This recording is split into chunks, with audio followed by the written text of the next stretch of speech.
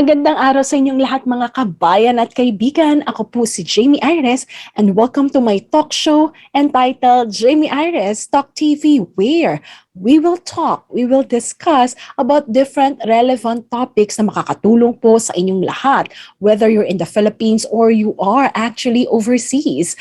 Our aim is to keep you informed so that at least if you will be traveling back to the Philippines, you know what are the protocols and guidelines, and same thing, if you will be departing from the Philippines, what are those that you have to take into considerations. Now, this is a very special episode because on top of the videos that I am sharing and creating for all of you to guide you, to help you, this episode is where we actually try our best to give you the answer to your frequently asked questions. Ito po ang episode natin kung saan ito po ang inyong mga kasagutan sa inyong katanungan, aking mga kabayan, or sagot sa iyong katanungan, aking mga kabayan. Itong episode po ito or segment ng aking channel ay naglalayo na matulungan po kayo. Kung just in case, sometimes kasi po ang daming masyadong protocol, ang bilis mag-iba, it can be very confusing po. At sa sobrang dami ng inaasikaso ninyo, whether pauwi ng Pilipinas or going back to the country kung saan kayo nagtatrabaho, marami na kayong inaasikaso na alam niyo po yun, naintindihan ko bilang traveler myself for more than 15 years. I travel in and out of the Philippines. Naiintindihan ko po yung hassle, yung stress that you could be feeling right now. So I'm looking forward in one way or another, makatulong po ang aking channel itself. At isa po ito sa mga segment wherein naglalayon na matulungan po kayo when it comes to answering your frequently asked questions or yung gumugulo po sa isip ninyo. So I'll share to you what I have gathered, information that I have gathered, and if I need to refer you to a subject matter expert regarding the questions that you have, I will do that. Kasi ang gusto ko po ay makakakuha kayo lagi ng accurate answer, and at the same time po ay maging stress-less na po ang pag-uwi nyo dito sa Pilipinas. So with that mga kabayan, simulan na po natin, basahin po natin ang mga comments ng ating mga kabayan, and at the same time, sagutin na rin po natin ang mga questions ninyo. So looking forward, nandito po yung ilan sa mga questions po ninyo. Kung sakali naman po wala, check nyo lang po yung inyong inbox, or kung hindi naman po comment box po ninyo, maari po sumagot na po ako. Kung hindi pa rin po, pagpasensyahan nyo lang po at medyo napakarami po lang talaga kasing mga questions. So, hindi ko po agad masagutan lahat-lahat. Pero I hope, kahit hindi ko po agad masagutan, tingin po kayo sa ibang videos ko, baka po may similar questions na maari na rin po makatugon dun sa inyong concern in a very timely manner. So, with that, everyone, let us just take a look. Mula kay Jeneline Vega, sabi niya, great news. Thank you po sa bagong balita. Mula kay Julie Bina, sabi niya, hi Miss Jamey, watching from Singapore. From Jessica DeWitt, watching from Germany, araw-araw po akong nanonood ng video mo. Wow, di ba? Maraming salamat Jeneline, Julie at Jessica DeWitt.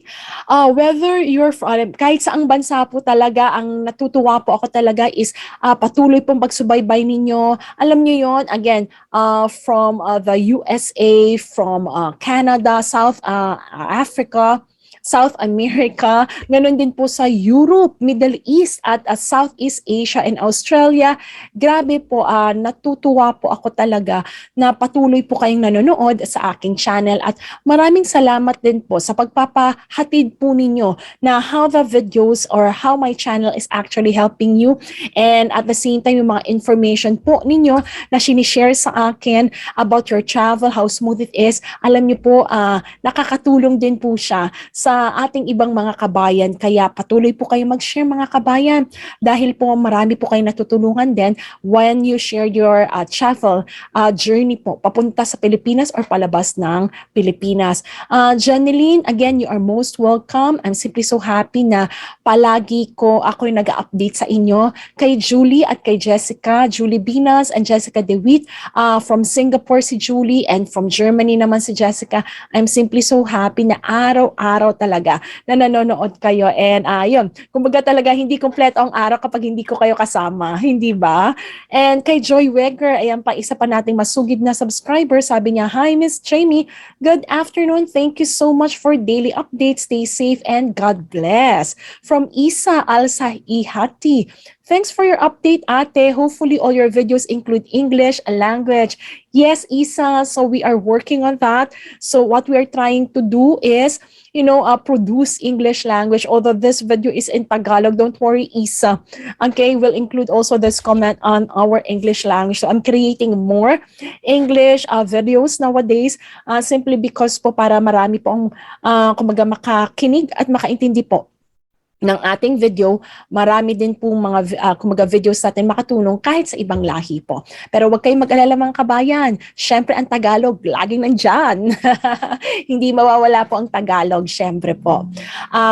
From Fatima Crisostomo, "Hi Miss Jamey, watching from Bahrain. Thank you po from the news update about OHP. At least nawala na yung confusion ko before my flight next week." Naku, malapit na yan, Fatima. God bless sa iyong flight and looking forward that you will arrive here safe and at the same time makapiling mo na ang iyong pamilya. Joy Weger, Isa Al-Sahati, Fatima Crisostomo, Jessica DeWitt, Julie Binas, and Jeneline Vega, maraming salamat po sa inyong panonood at higit sa lahat ang paghapahatid po ng inyong kumbaga yung inyong saloobin on how this channel is helping you and how my updates also are definitely kumbaga na-appreciate nyo dahil na bibigyan kayo ng kumbaga recent and latest information. So muli, God bless you. Keep watching. And I simply want to say to all of you and to all of our viewers who's always watching our channel, you definitely inspire me. Thank you so much. Simulan na po natin sagutin ang mga katanungan ng ating mga kabayan. From Rosalinda Morales, "Hello Miss Jamey. Ang alis ko po dito sa Winnipeg, Canada ay sa March 31. Kailan po ako dapat magpa-swab test? Bali po, Winnipeg to Vancouver po ako. 11 p.m. po ang departure ko. Thank you po." Ayan. So, kay Mama Liz naman, flight ko po ng March 10 to 45, kailan po ako pwede magpa-swab test? So, similar yung question ni Rosalinda at ni Mama Liz. So, sagutin natin. So, for both of you, Rosalinda and Mama Liz, so laging 48 hours before your flight from your airport of origin. Now, kay Rosalinda, kasi dalawang airport yun sa kanya. So, isang local and at the same time, isang international. Usually, Rosalinda, kung halimbawa, depende kasi lalo na sa Canada. Kung sa Canada, halimbawa, Winnipeg, local flight yon, di ba? So, from local flight, lilipad ka pa sa Vancouver. So, Winnipeg to Vancouver, it's a domestic flight. And then yung luggage mo, just let me know kasi ang alam ko sa iba, kinukuha pa. And then, kung baga, i-check-in ulit sa Vancouver International Airport. Although, there are some subscribers who are telling me na, Jamey, meron kami yung iba parang check-in all throughout. Kasi sa Philippines and other, like sa States, hindi ganun eh. Sa kanila, kapag halimbawa domestic flight, kinukuha mo pa ulit yung bagahe and then tsaka mag-check-in for the international flight. Kapag ganoon, halimbawa, ganito Rosalinda, kung kinukuha pa yung bagahe mo from Winnipeg to Vancouver, kumbaga kailangan mo pa kunin ulit yung bagahe mo, hindi siya naka-check-in all throughout, meaning from domestic, lilipad, kumbaga yung bagahe mo, hindi mo na kailangan kunin, diretso na sa Vancouver. Pero kung halimbawa, yung usual scenario is from domestic flight, halimbawa lang ito Winnipeg, kukunin mo yung luggage mo, and then i-deposit mo, i-check-in ulit sa Vancouver, then ang basihan ng timing ng 48 hours will be the Vancouver flight. So, kinakailangan yon so that at least, again, yung counting ng 48 hours is from the departure mo from your international flight flying from the Philippines. So, yan. Kinakailangan yon. So, kung ang lipad mo, March 31, minus 2 days, March 29, kung 11 p.m. yung pinaka-flight mo, natatandaan ko nga, kasi sa Vancouver din ako madalas lumipad when I was in Canada, so talagang gabi talaga yung flight niya. So, ibig sabihin, March 29, 11 p.m. onwards, pwede ka na magpa-swab test. Now, sa Canada, I'm not sure if meron pang swab testing ng 11, kasi masyadong gabi na yon, di ba? 11 p.m. So, kinabukasan ng umaga, March 30, like the earliest, kung 6 a.m. bukas na, 7 a.m., 8 a.m., pwede ka na magpa-swab test. The earlier, the better, para makuha mo siya ng mabilis. Tanong mo, when is the earliest you can get your swab test? So that at least, pag lumipad ka ng March 31, nasa iyo na maaga pa lang yung iyong swab test result. Now, kailangan mo pang i-upload yan kung ikaw ay non-OFW sa 1/2 pass. So I hope that's clear, Rosalinda. For Mama Liz, ang flight mo naman is on March 10, 2:45 a.m. So March 8 pa lang. At let us just say 3 a.m. onwards, pwede ka na magpa-swab test. Now, 3 a.m. could be very early then, di ba? So pwede yon, katulad nung sinabi ko kay Rosalinda. So March 8 ng 6 a.m., 7 a.m., 8 a.m., magpa-swab test ka na. Para nang sa gayon, makuha mo the earliest that you can at nasayo na agad ang negative RT-PCR test result. Because again, depends where you are right now. Some can release within 24 hours, some more than 24 hours, some 12 hours, naka-release na or few hours. So, yun na nga lang. Ang kailangan yung gawin pareho is just to double check from your swab test provider how early can you release or how many hours can we get our swab test result up after swab testing. So, check nyo na lang. Thank you, Rosalinda at Mama Liz. From Ansky123, Hi, Miss Jamey. Salamat sa lahat ng update po. Ask ko lang po, ma'am, March 25 flight ko po. 11:25, kailan po ako magpapaswab test? Salamat po sa sagot. Ingat ka po palagi. God bless you always. So, and katulad nung nabanggit ko sa kanila, within 48 hours before your flight, hindi binibilang ang day over, hindi binibilang ang travel hours papunta ng Pilipinas. So, ibig sabihin nito kung March 25 minus 2 days, that will be March 23. Kung 11:25 p.m. katulad nung kay Rosalinda, kinabukasan ka na magpa-swab test March 26, 6 a.m., 7 a.m., 8 a.m. or 9 a.m. Pero huwag na masyadong later than that kasi ang aim natin makuha mo yung resulta mo the fastest that you can. So the earliest that you can actually have your swab test, magpa-swab test ka na that morning ng March 26 nang makuha mo immediately either within that day or at least kinabukasan before your flight. Mahirap kasi mismong araw ayaw nating ma-stress kayo. Ayan, from Eliza Ballet, sabi niya, Ma'am Jamey, ayan.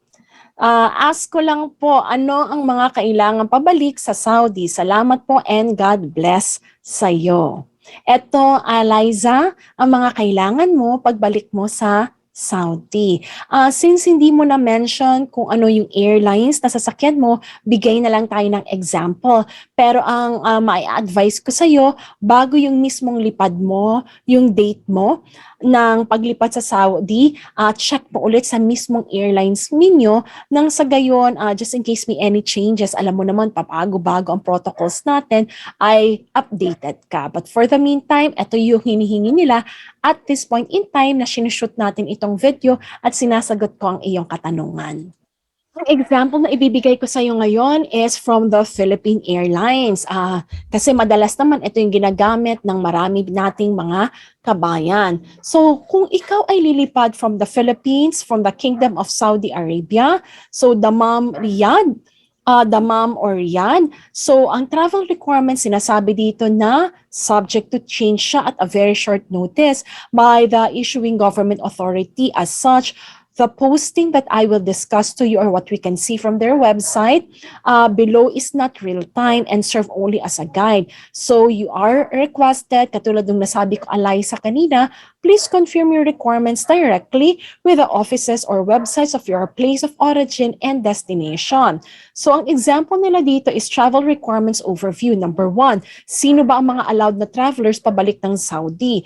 Number 1, yung mga immune and non-immune Saudi citizen and residents, immune and non-immune na non-citizens or residents, and then mga unvaccinated travelers, mga turista, or tourist visa holders, companions who are under 12 years of age. Now, this is also applicable to any individuals who has completed receiving doses of vaccines approved by the Saudi Arabia And individuals, sabi nga nila, receiving one of the vaccines approved by the WHO but not approved by Saudi and vice versa. Now, what are the general requirements? So number 1, medical documents. Number 2, travel documents. Para sa medical documents, ang kinakailangan mong i-present, Eliza, ay printed copy ng recognized proof of vaccination kung fully vaccinated ka.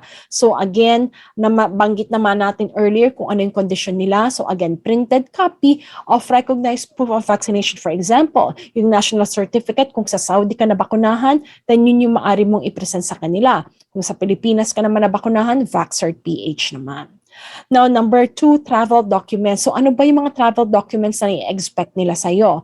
So, again, kailangan nakapag-register ka sa Tawakay na application. Ito yung link, may link din sila dito.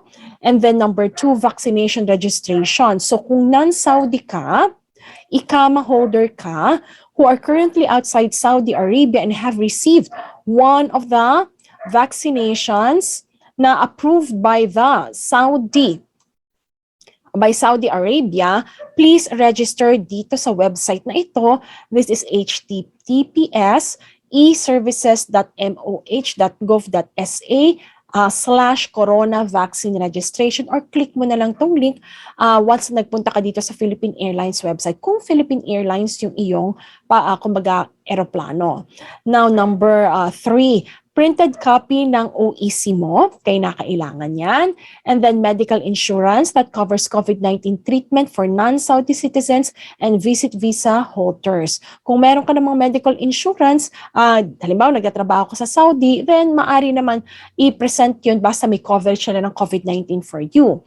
And then PAL passenger information form or PAL partner laboratory ECIF form kung ikaw ay magta-travel with PAL, at kinakailangan din yung PH Bureau of Immigration Declaration form. So far, ito yung mga requirements natin for you to go back or fly back when you depart from the Philippines, flying back to the Kingdom of Saudi Arabia. So yan, Eliza, ang sagot natin sa iyong katanungan. Anski, 1, 2, 3, Eliza, maraming salamat sa inyong katanungan. Keep watching and looking forward that what I shared are helpful for you. From SME Galamiton. Hi Ma'am Jamey, ask ko lang po, flight ko na sa March 13, 9:15 a.m. Tama po ba, papa-PCR test ako ng March 11 at 12 noon? Salamat po Ma'am Jamey, God bless. SME Galamiton, correct. So within 24 hours, within 48 hours yan. So pasok tayo sa mandatory kumbaga requirement hours ng iyong swab testing. So within 48 hours siya. And then kay Jennifer Macaraeg, hi ma'am, okay na po ba ang operate ng Cebu Pacific International Flight? Hindi na po ba sila nagka-cancel ng flight Dubai to Manila? Okay, we will check on that, Jennifer. So far, wala naman akong nakikita na kumbaga announcement ng Cebu Pacific na cancellation from Dubai to Manila. Although, I have to be very honest din kasi for the past, yung mga samples natin na nakikita dun sa kanilang website, hindi nila madalas nababanggit ang Dubai to Manila cancellation. Madalas ang nakakancel na binabanggit nila ay the flights from Asia. Pero ang dami nating subscribers, lalo na nung January at early February na nagsasabi, Miss Jamey, canceled Dubai to Manila. But ganoon, walang announcement, nakaka-receive na lang sila ng email. So titingnan ko pa rin sa website ng Cebu Pacific at magbibigay ako sa inyo ngayong within this week ng update ng mga flights natin from different airlines. So sasama natin syempre ang Cebu Pacific. Tingnan natin kung may in-announce about Dubai to Manila. Please also check, Jennifer, yung iyong email palagi kasi they usually send you emails for any updates of cancellation, requirements. Titingnan mo pareho yung inbox mo tsaka yung spam, just in case pumasok sa spam kung masyadong malaki kasi yung file, minsan napupunta sa spam folder ng email address or email mo. SME Galamiton, God bless you sa flight mo. And looking forward na makasama mo ng pamilya mo. At Jennifer, may God bless you too at makauwi ka na at walang cancellation. Looking forward from Cebu Pacific, Dubai to Manila. From Heidi, Sabi ni Heidi Leasing, sabi niya, hello ma'am. Ask ko lang po, makakauwi pa rin po ba ako kahit hindi po ako fully vaccinated? Kasi po, nag-positive ako dito nung last January 10, pero uuwi po ako ngayong March. Hindi daw po kasi pwedeng i-vaccine ng booster yung nag-positive 1 month pa lang po. Ako, mula na nag-positive po ako, uwi po ako ngayong March 10. I hope masagot niyo po ang tanong ko. Thank you po in advance. God bless po. Dito po ako sa Abu Dhabi. Hi Heidi, naku saan ka sa Abu Dhabi? Diyan din ako nakatira for almost 10 years. Nakaka-miss them. Ganito Heidi, I'm glad that you're okay now and at the same time healthy na and ready to fly to the Philippines. So, oo naman, makakauwi ka naman ng Pilipinas. Ano ang mga kailangan mo? So, katulad ng nabanggit ko naman nakaraan, kahit nag-positive ka, kung magaling ka na naman, kasi January 10, that's more than 2 months already, or magto 2 months na siya. So, I believe okay na at clear ka na. Kung meron kang medical certificate, that will be quite great and handy for you. At least you have it. Pero, ngayon kasi, since mag-fly ka ulit, ang basic requirements lang naman sa'yo is you have to take again the negative RT-PCR test result within 48 hours before your flight. So kapag napasa mo yon, negative ka, then that's quite great. Pwede ka nang umuwi ng Pilipinas at na-rebook mo yung ticket mo. And that's it. One health pass. So yun ang mga kinakailangan naman sa atin. Kung OFW ka, so at Philippine passport holder, wala namang problema kasi hindi mo kailangan ng return ticket, hindi mo rin kailangan ng travel insurance. So yung basic lang na yon at kailangan mo lang dalhin pauwi sa'yo, yung sa Pilipinas, yung copy ng contract mo as OFW at working visa, and you're good to go home. Now, worst comes to worst, hoping hindi naman mangyari, kasi matagal na yan, almost 2 months na, ang resulta mo ay positive ka pa rin. So katulad ng binanggit ko naman nakarang video, kung pangalawang swab test mo na to, positive pa rin, pero sabi ng doktor, magaling ka, 3 dokumento ang kailangan mong i-present. Ng una, yung unang pre-departure swab test mo na nag-positive ka, then yung pangalawa, yung swab test mo na for the second flight, kung sakasakali lang na mag-positive ka ulit, para makauwi ka, kailangan mo ng pangatlong dokumento, a medical certificate from a doctor certifying that you're already healed and you from COVID-19 at you are free to travel or move sa mga different spaces na. So, if you have that, makakauwi ka ng Pilipinas. Pero again, kung nag-positive lang yun yung 3 dokumento. Pero ngayon, you go through the normal process na kailangan ka lang magpa-pre-departure swab test within 48 hours before your flight. Kung negative yan, okay na yun. Kasi you passed the basic requirements and those other documents I've mentioned to you. From Inda Debo, sabi niya, thanks God, kasi kasali ang Davao City. Sana tuloy-tuloy na po ito. Looking forward yan, Inda, na tuloy-tuloy na nga. Salamat Heidi at Inda. From Ana Mijares, sabi niya, paano po kung connecting flight ka from Manila to other provinces in the Philippines? What are the requirements po? Ayan, Ana, depende yan ha. Ang tanong ko muna, kapag ikaw ba'y nag-travel from one province to another, are you an international traveler, meaning from international flight? Ikaw ba ay magta-travel sa domestic flight or nandito ka na talaga sa Pilipinas for how many weeks or months or dito ka talaga sa Pilipinas and then tsaka ka magta-travel sa provinces. Can you please share that to me and yung specific na mga probinsya na gusto mong puntahan so that at least I could check din yung mga requirements nila kasi iba-iba eh. Depende kasi sa alert level. Iba-iba kasi alert level natin ngayon. Marami na alert level number 1 which is less restriction. So we can expect na hindi masyadong maraming documentation yan. Pero yung mga naka-alert level number 2, medyo konting taas pang restriction pero hindi kasing taas ng alert level number 3. So far, wala naman ako nabalitaan po na alert level number 3 ngayong March. So lahat po ay nasa alert level number 2 at alert level number 1. So let me know the provinces and then we can check on that specifically. From Cherica Marie Regojos, hello po Ma'am Jamey, how are you po? I'm doing great, Cherica. I'm from Italy. Ask ko lang po sana kung kailan ako pwede magpa-RT-PCR. Alis ko po ay April 3, departure Bali 1 p.m.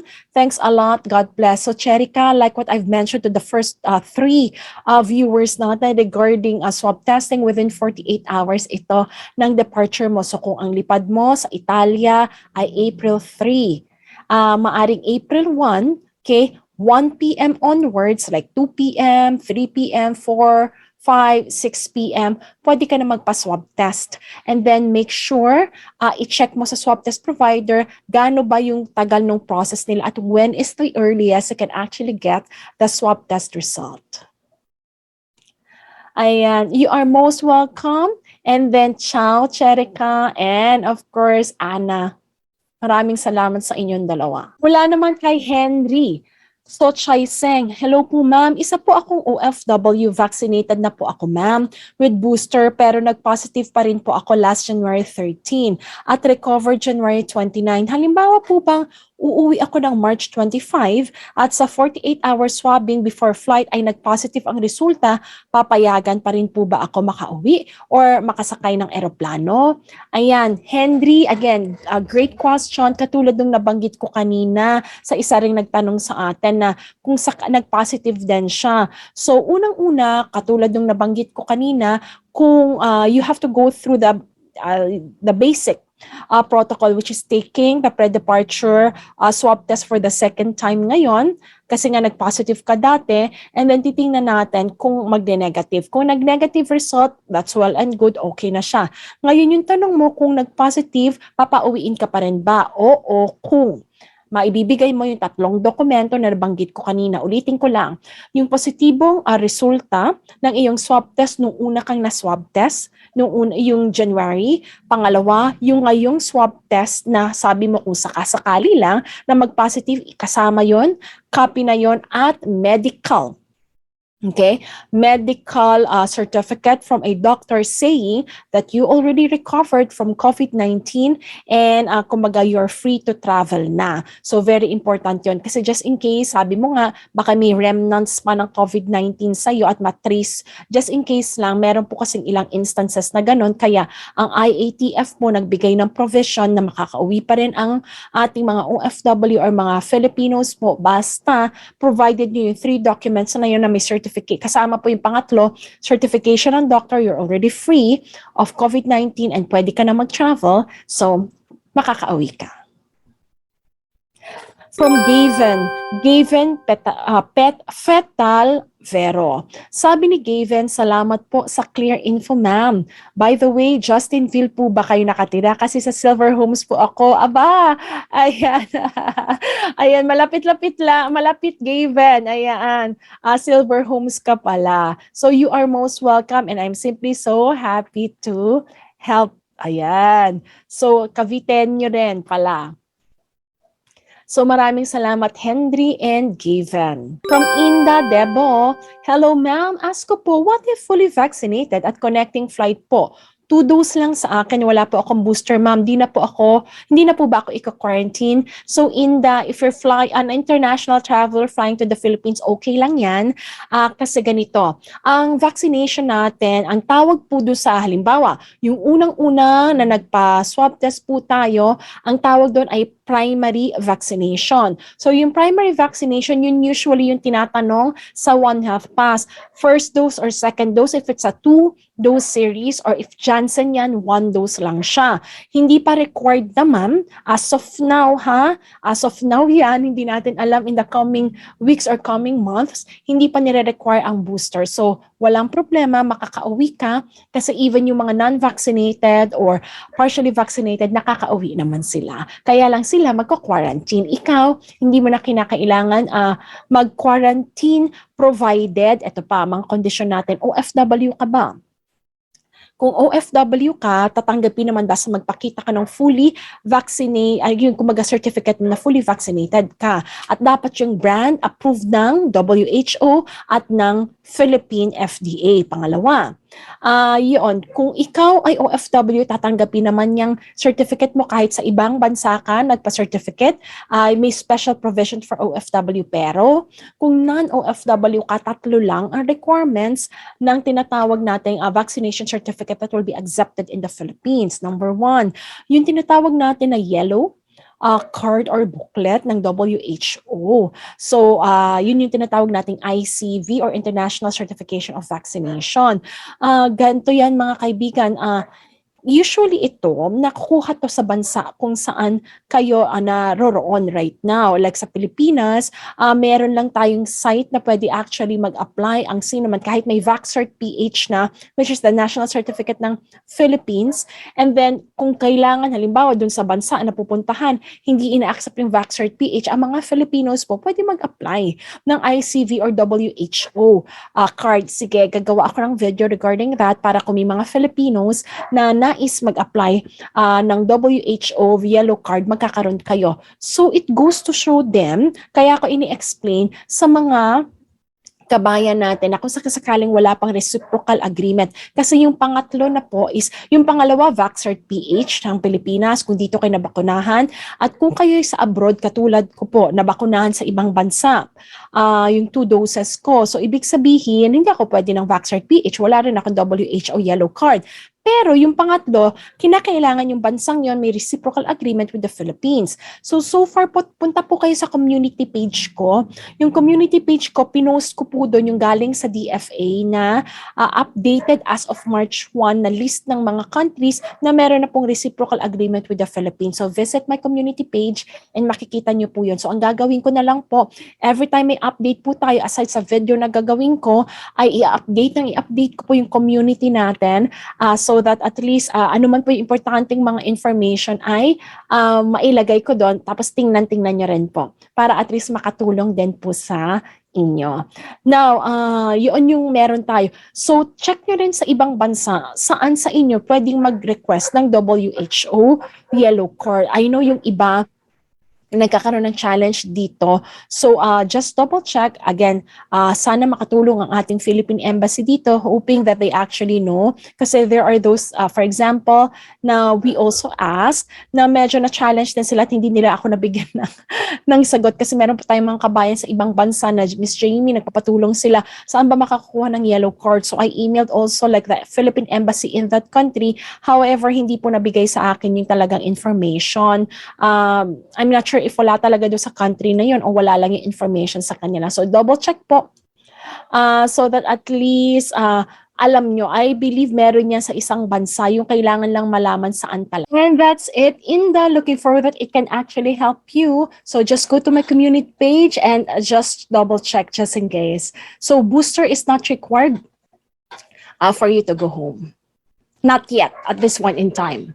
From Rosalia Mata, hello po Miss Jamey. Ang mga bata po ba kailangan pa ng One Health Pass? 3 years old baby, paano po wala silang vaccine at no RT-PCR test?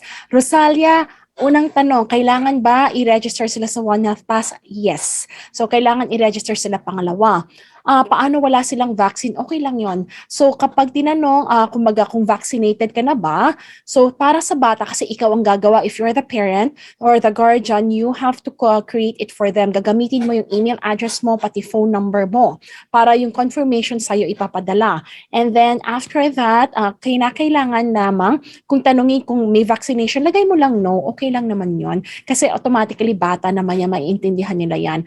At no RT-PCR test, then sabihin mo no. Kasi ang tanong naman dyan is, do you have your RT-PCR test with you? Oh, by the way, ganito. Pre-departure.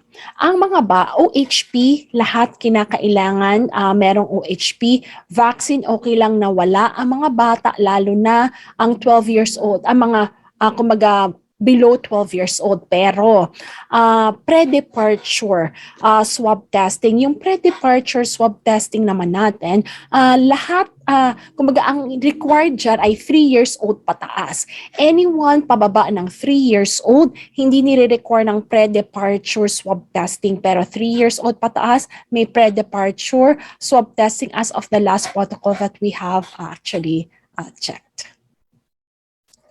So, hoping Rosalia and Inda, those answers helped you. From Wilson Raldo. Sabi niya, ma'am, uwi po ako ng March 13 from Dubai.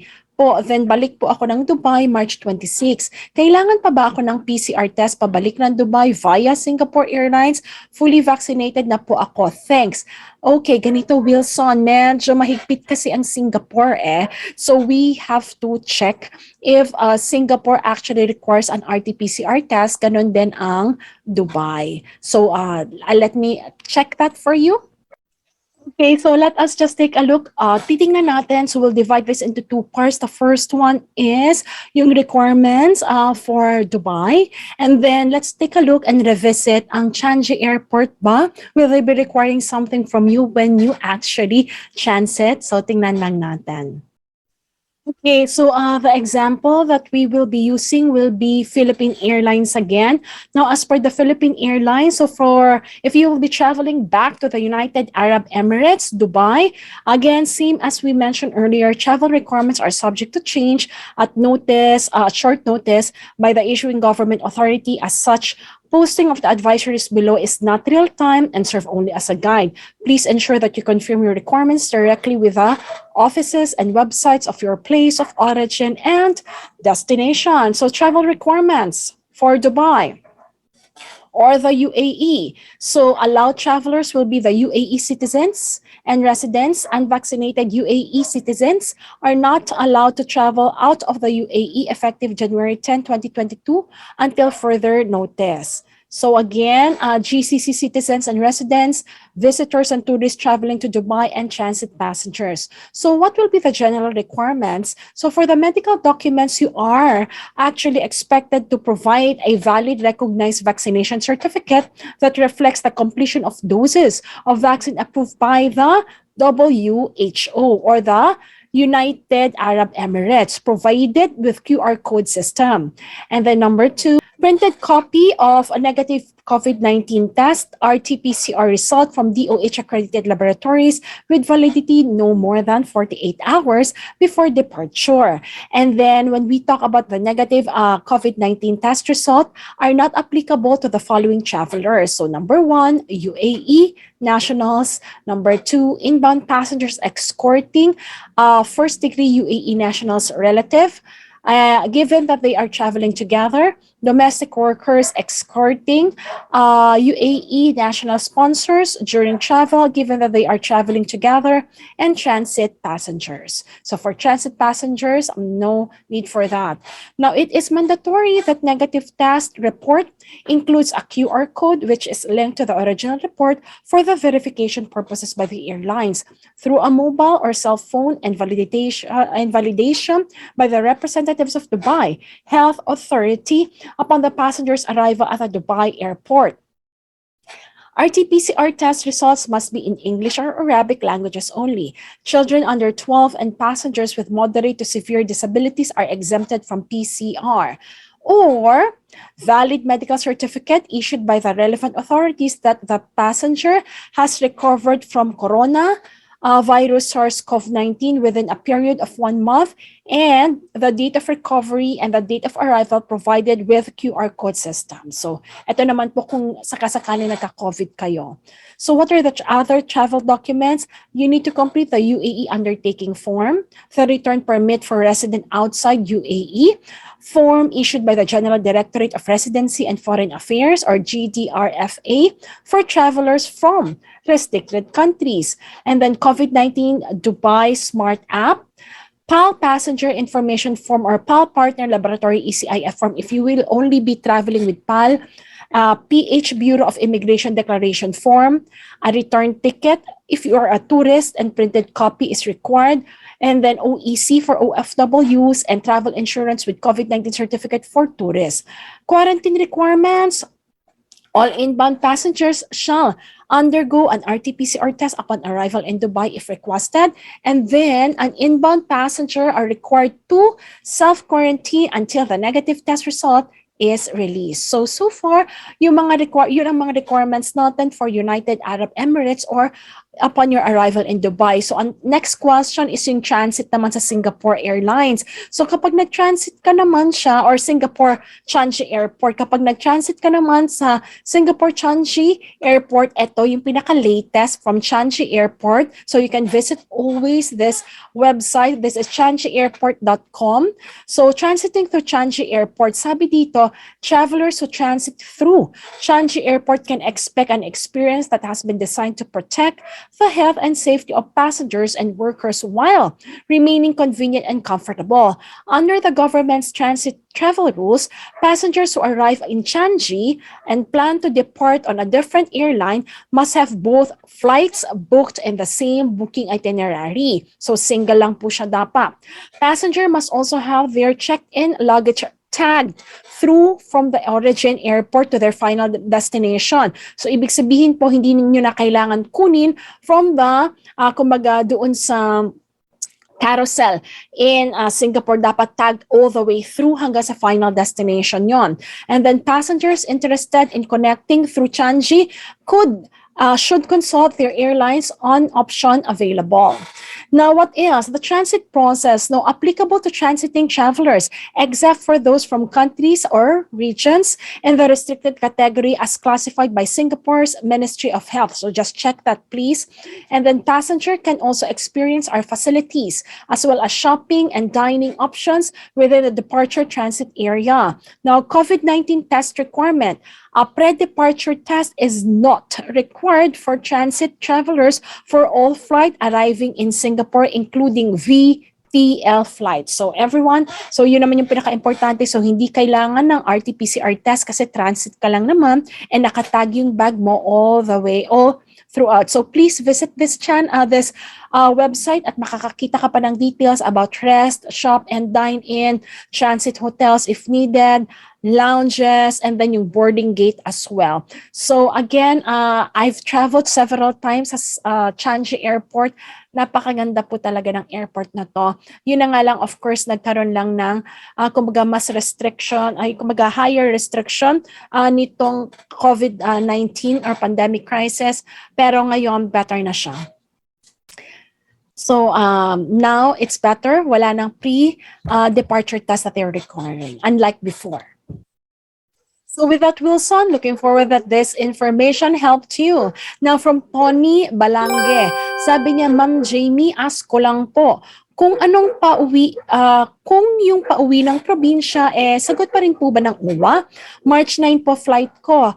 Thank you, God bless. Wow, 2 days from now na lang, uuwi ka na, Tony. Yes, sagot pa rin naman as of now ng OWA, ang OWA hatid probinsya. So punta ka lang doon sa mismong counter, fully vaccinated ka na, di ba? So punta ka doon sa counter ng OWA, mag-check ka ng schedule, papunta sa iyong probinsya, whether it's a bus or kumbaga airplane. So tingnan mo kung anong available at ano yung mga means of transportation nila. So far naman po available pa, pero we don't know until how long, but let's hope na medyo longer pa ito. So with that mga kabayan, so nasagot na po natin ang lahat ng inyong katanungan para sa araw pong ito. So looking forward, masagot pa po natin ang iba niyong katanungan sa next episode po natin ng Sagot sa iyong katanungan, aking mga kabayan. So mga kabayan, if you find this video helpful, informative, please click like, and I'm inviting you to subscribe to my channel so that you'd always get updated with this type of video and a lot of other informative, relevant, at talaga napaka-helpful na mga video na araw-araw po ina-upload natin para sa inyo. So with that mga kabayan, ito po si Jamey Iris ng Jamey Iris TALK TV, kung saan lagi ko pong iniiwan sa inyo itong salitang ito. Mga kabayan, saan man dako po tayo ng mundo, taas noo, tayo po'y mga Filipino. With that, I'll see you in my next video. Stay safe, stay healthy, and God bless you all.